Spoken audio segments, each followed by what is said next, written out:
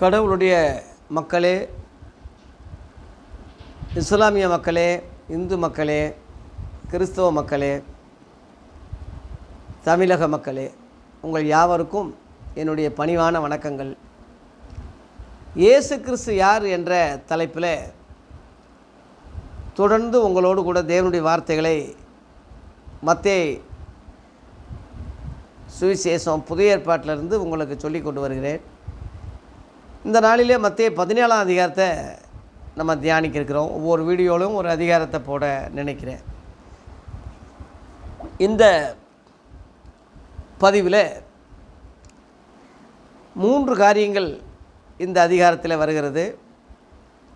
இதை 14ஆம் அதிகாரத்தில் ஏறக்குறைய 36 வசனங்கள் இதில் அடங்கியிருக்கிறது.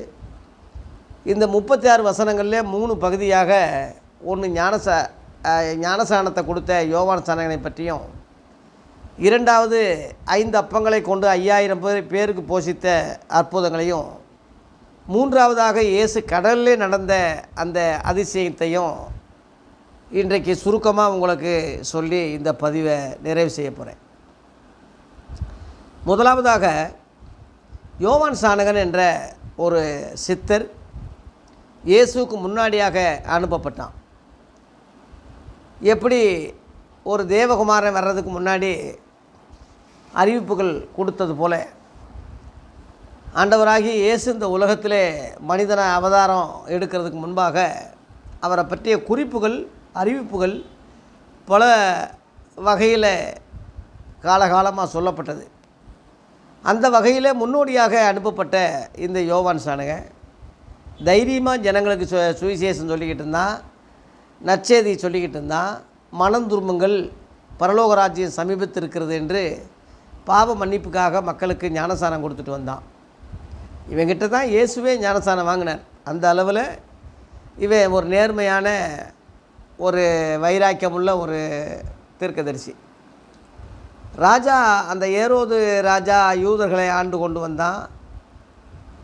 அவன் தன்னுடைய அதிகாரத்தில் எவனும் நமக்கு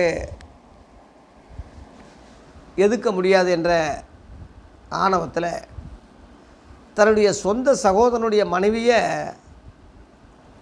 பொம்பளை பிள்ளையோடு கூட கூட்டிகிட்டு வந்து தன்னுடைய மனைவியாக வச்சுக்கிடுவான். அந்த அம்மா பேர் ஏரோதையாள், அவன் சகோதரன் பேர் பிலிப்பு. இவன் இன்னொருத்தன் மனைவி ஆட்டையை போட்டு பிள்ளையோடு கொண்டு வந்து வச்சுக்கிட்டு இருக்கான். யாரும் இவனை எதுக்க முடியல. அந்த யோவான் ஸ்நானகன் மட்டும் எதுக்குறான். உன் சகோதரன் மனைவி வச்சுருக்கிறது நல்லதில்லை, நீ அனுப்பிவிடு அப்படின்னு சொல்லும்போது அந்த அம்மாவுக்கு ரொம்ப கோபம் வருது. என்னடா கேவலப்படுத்தினான், ஒருவனும் நம்மளை எதுக்காத போது இவன் சாமியார் எதுக்குறான்னு சொல்லி அந்த ராஜாக்கிட்ட சொல்லி அவனை ஜெயிலில் தூக்கி போட்டுருவாங்க. அதோடு இல்லாமல் அவனை எப்படியாவது கொன்றணும்னு நோக்கத்தில் அந்த அம்மா வகை தேடிக்கிட்டு இருப்பாள். ஒரு காலம் வந்தது அதுக்கு சமயமாக. என்ன காலம்னா, அந்த ஏரோது ராஜாவுக்கு பிறந்த நாள் வந்தது. அந்த பிறந்த நாள் கொண்டாட்டத்தில் மகளை, அந்த அம்மாவுடைய மகளை ஆட விட்டு, டான்ஸ் ஆட விட்டு அவனை மயக்கி, நீ என்ன கேட்டாலும் நான் உனக்கு தர்றேன்னு சொல்லி அந்த அவன் வாக்கு கொடுத்துருவான். அந்த அம்மாக்கிட்ட இந்த பிள்ளை ஓடோடி வந்து, என்னம்மா கேட்கணும், என்ன கேட்டாலும் தர்றேன்னு சொல்கிறான்னு சொல்லும்போது, யோவான் ஸ்நானகன் உள்ள ஜெயிலில் இருக்கான்ல, அவன் தலையை கேளு, அம்மாவை ரொம்ப கேவலப்படுத்தி பேசிட்டான் அவன். அதனால் அவன் தீர்க்கதரிசியாக இருந்தாலும் யாராக இருந்தான்னு அவனை கொல்லணும்னு நோக்கத்தில் தலையை கேளுன்னு மகக்கிட்ட சொல்ல, மகளும் சின்ன பிள்ளையாக இருப்பதுனால, அது அறிவில்லாதனால அதுவும் அதே மாதிரி ராஜா கிட்ட கேட்க, ராஜா அத்தனை பேருக்கு முன்னாடின்னு என்ன கேட்டாலும் கொடுத்துருவேன்னு சொல்லி அவன் சொன்னதுனால, வாக்கு பொதுவாக ராஜாக்கள் வாக்கு தவற மாட்டாங்க. 10 பேருக்கு முன்னாடி சொல்லிவிட்டு அதை செய்யணும். அந்த வகையில் அவன் கொஞ்சம் மனஸ்தாபப்பட்டாலும் கூட, இன்னும் என்ன செய்ய, வாக்கு கொடுத்துட்டோமேன்னு சிறைச்சாலையிலே அவனை வெட்டி தாம்பூலத்தில் அந்த தலையை வச்சு மகக்கிட்ட கொடுக்க, அம்மாக்கிட்ட கொடுக்க, அந்த உடலை அந்த சீடருடைய அந்த யோவான் ஸ்நானனுடைய சீடர்கள் அந்த உடலை எடுத்துகிட்டு போய் அடக்கம் பண்ணிடுவாங்க. இதை இயேசு கேள்விப்பட்டு ரொம்ப சங்கடப்படுவார். முத காரியம், அதாவது இந்த முத காரியத்தில் என்னென்னா, எப்பேற்பட்ட தீர்க்கதரிசிகளானாலும் சீடர்களானாலும் ராஜா நினச்சா எதையும் செய்ய முடியும், அதிகாரத்தை தவறாக பயன்படுத்த முடியும் என்ற முறையில் தான் எல்லாத்தையும் அழித்தாங்க. பொதுவாக நம்ம சரித்திரத்தில் கூட நிறைய ராஜாக்கள் எத்தனையோ கிராமங்கள் அழிச்சிருக்காங்க, பட்டணங்கள் அழிச்சிருக்காங்க, போர் எடுத்துகிட்டு போய் தரிசோடு அழிச்சிருக்காங்க. ராஜாக்கள் வரலாறே அதுதான். அதனால் ராஜாவுக்கு ஈவு இறக்கம் தான தர்மங்கள் கொஞ்சம் இருந்தாலும் அதிகாரம் வரும்போது அதை முழுசாக செயல்படுத்த மாட்டாங்க. ராஜாக்கள்னு சொல்கிறது கொள்ளையடித்து வாழக்கூடிய மக்கள் வரியில் வாழக்கூடியவங்க தான். அதனால் அவனுடைய காரியம் அப்படி போகுது. ரெண்டாவதாக இந்த இயேசு வனாந்திரத்துக்கு போகிறார். கேள்விப்பட்டு வேதனைப்பட்டு வனாந்திரத்துக்கு போகிறாரு. ஜனங்கள் பொதுமக்கள் முழுவதும் கால்நடையாக போகிறாங்க. இயேசுக்கிட்ட போய் போதனை கேட்க போகிறாங்க. வியாதிகள் உள்ளவங்களை சுகமாக்குறாரு, நல்ல போதனைகளை தர்றாரு. வெகு நேரமாக ஜனங்க கேட்டு மெய் மறந்து சாயங்காலம் ஆயிடுது.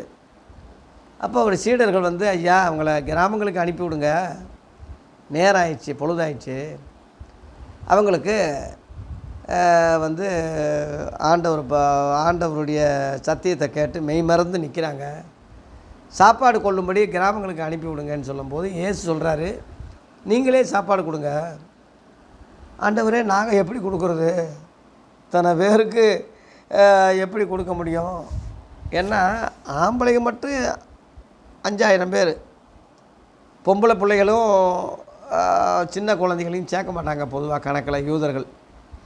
அவங்களெல்லாம் சேர்த்தா ஒரு 10,000 15,000 20,000 இப்படி வரும் பிள்ளைகள்லாம் சேர்த்தா. ஆம்பளைங்க மட்டும் 5000னா பாருங்களேன், இத்தனை பேருக்கு எப்படி சாப்பாடு கொடுக்க முடியும்னு சொல்லும்போது உங்கள்கிட்ட என்ன இருக்குதுன்னு கேட்குறாரு. 5 அப்பமும் 2 மீன் தான் இருக்குது சாமி, வேறு என்ன இருக்குமுன்னு சொல்லும்போது அது என்கிட்ட கொண்டான்னு சொல்கிறார். இயேசுக்கிட்ட அந்த 5 அப்பத்தை கொடுக்குறாங்க, 2 மீனை கொடுக்குறாங்க. அதை அவர் ஆசீர்வதிக்கிறார். ஜனங்களுக்கு கொடுன்னு சொல்கிறாரு, கொடுக்குறாங்க. கொடுக்க அப்பம் வந்துக்கிட்டு இருக்குது, மீன் வந்துக்கிட்டு இருக்குது. எல்லாம் திருப்தியாக சாப்பிட்றாங்க. சாப்பிட்டு 12 கூட நிறையா எடுக்கிறாங்க. அந்த அளவில் ஒரு அற்புதத்தை நிகழ்த்தினார். அதன் பிறகு சீடர்கள் 12 கூட நிறையா திரும்ப மிச்சம் இருந்துச்சு சாப்பாடு.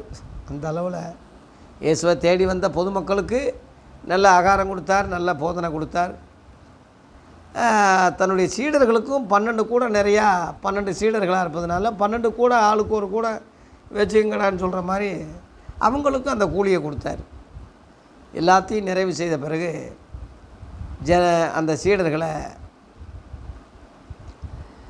படகுல ஏற்றி அனுப்பி விட்டுருவார். இவர் தனிமையிலே ஜெபத்தில் இருப்பார். நடு ஜாமத்தில் இது ரெண்டாவது அற்புதம். மூணாவது உள்ளதை சொல்லி நான் முடிக்கிறேன். மூன்றாவதாக சீடர்கள் படகுல போகிறாங்க. நடுக்கடலில் போகும்போது ரொம்ப காற்றடிக்குது, புயல் அடிக்குது. அந்த கப்பலே கவிழ்ந்து போகக்கூடிய ஒரு சூழ்நிலை ஏற்படுது. தத்தளிக்கிறாங்க. ஐயோ, அனாதையாக விட்டுட்டாரே, அவரை நம்பி இந்த மாதிரி நட்டாத்திரவில் விட்ட மாதிரி விட்டுட்டாரேன்னு சொல்லி பதறாங்க. இயேசு கடலில் நடந்து வர்றார். நடுஜாமத்தில் 4ஆம் ஜாமத்தில் நடந்து வர்றார். இவங்க அந்த காட்சியை பார்த்து ஐயோ, ஏதோ ஆவிதான் வருது, எத்தனையோ பேர் கடலில் செத்துருப்பாங்க, அதில் ஒருத்தர் ஒரு ஆவியாக வருது, சந்தேகமே கிடையாது, நம்மளை கொல்ல போகுதுன்னு சொல்லி ஐயோ அப்பான்னு கத்துறாங்க. இயேசு அங்கேருந்து, நான் தான், பயப்படாதீங்க, நான் தான் வந்திருக்கேன், நான் தான் வர்றேன், பயப்படாதீங்க. பக்கத்தில் நடக்க வர இயேசுன்ட்டு பார்க்குறாங்க, ஆச்சரியப்படுறாங்க, என்ன இயேசு கடலில் நடக்கிறாரு. அதில் பேதுரு என்ற ஒரு சீடன், ஆண்டவரே, நானும் உம்மை போல் நடக்க முடியுமா, எனக்கு வர்றதுக்கு கட்டளையிடுங்க, நான் நடக்கிறேன் அப்படின்னு சொல்கிறான்.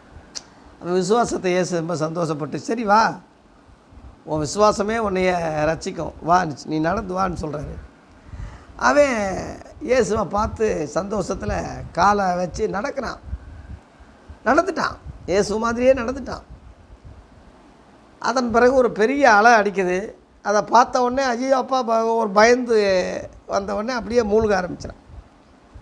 ஐயோ ஆண்டவரே நீ பிடிங்கன்னு சொல்லும்போது இயேசு கையை பிடிச்சி, அற்ப விசுவாசியே ஏன்பா சந்தேகப்படுற, உன் விசுவாசம் நடக்க செய்தது, உன்னுடைய அவிசுவாசம் மூழ்க செய்தது, பயப்படாதேன்னு சொல்லி அவனை தூக்கி எடுத்து திரும்ப படகுல வர்றாரு.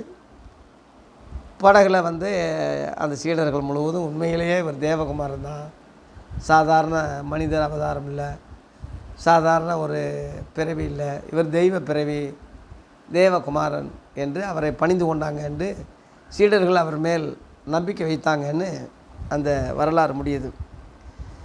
தேவ பிள்ளைகளே, நான் இதை ஏன் உங்களுக்கு சொல்கிறேன்னா, இயேசுவை தேடி நாடி வந்த மக்கள் முழுவதும் ஆசீர்வதிக்கப்படுறாங்க. ஆன்மீக போதனையோட சரீர போஜனத்தையும் கொடுக்குறாரு. அவர் தொட்ட எல்லாரும் சொஸ்தமானாங்க. அவர் யார்கிட்ட போகிறாரோ எல்லாரும் விடுதலை பெறுறாங்க. இயேசுகிட்ட யார் வர்றாங்களோ எல்லாரும் சுகமாகறாங்க. அவருடைய சீடர்கள் 12 சீடர்கள் இன்றைக்கி உலகமே அவங்கள தெய்வமாக வச்சு பூஜிக்கிறாங்க. ஆர்சி கோயிலில் எல்லாருக்குமே கோயிலை கட்டி கும்பிட ஆரம்பிச்சிட்டாங்க. அந்த அளவில் இன்றைக்கி 2000 வருஷம் ஆனாலும் இயேசுவுக்கு அடுத்து புகழ் அவர்களுக்கும் இருக்குது.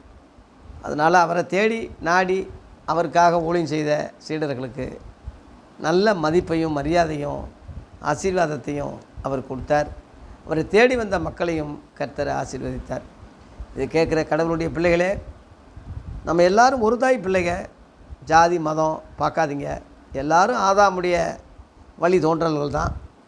ஒன்றே குலம் ஒருவனே தேவன் என்ற அந்த திருமூலருடைய சித்தத்தின்படி யாதும் ஊரே யாவரும் கேளீர், பிறப்புக்கும் எல்லா உயிர்க்கும் எல்லாம் ஒரே இரத்தத்தில் வந்தது என்ற உண்மையை புரிந்து நமக்குள்ளே ஜாதி மதத்தை கடந்து நம்ம எல்லாரும் ஒருங்கிணைப்போம். நம்மை ரட்சிக்க வந்த தேவகுமாரனை விசுவாசிப்போம், அவரை அண்டிக் கொள்வோம், ஆசீர்வாதம் பெறுவோம். கடவுள் இந்த கிருபைகளை நம்ம எல்லாருக்கும் தருவாராக. நன்றி, வணக்கம். மத்தேயு 14 அதிகாரத்தை முடிச்சிட்டேன். அடுத்து நாளைக்கு 15 அதிகாரத்தை நம்ம தொடர்ந்து படிக்கலாம். நன்றி.